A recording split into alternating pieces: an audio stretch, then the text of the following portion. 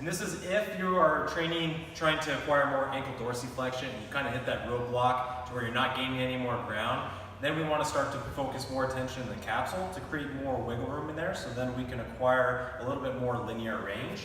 So we're going to work on inversion first. So Zach's going to put his foot up on a kettlebell. It doesn't really matter what object you guys use. You can use a kettlebell, you can use a slant board, anything that's going to work for that specific client and where their ankle range is currently at. But notice how when Zach steps on the kettlebell here, it's going to put his foot into a little bit of inversion here. So then what we're doing is we're trying to create that little bit of wiggle room within the capsule.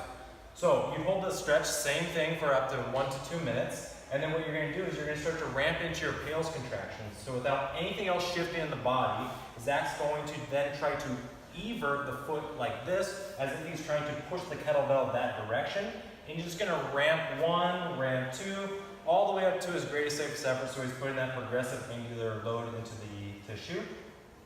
After that, without his body shifting out, he's going to try to invert the foot even more, going deeper into that stretch. So then he's going to start to fire all of this tissue as he pulls the ankle further into inversion there. Okay? You can do the same thing for going into eversion. Okay, so now the foot's going to be placed into end range of eversion on the ankle. And same thing, you hold that stretch for 1 to 2 minutes. Your PAILs contraction is going to be trying to sweep the bottom of your foot this direction or towards the wall, ramping up to your greatest safest effort.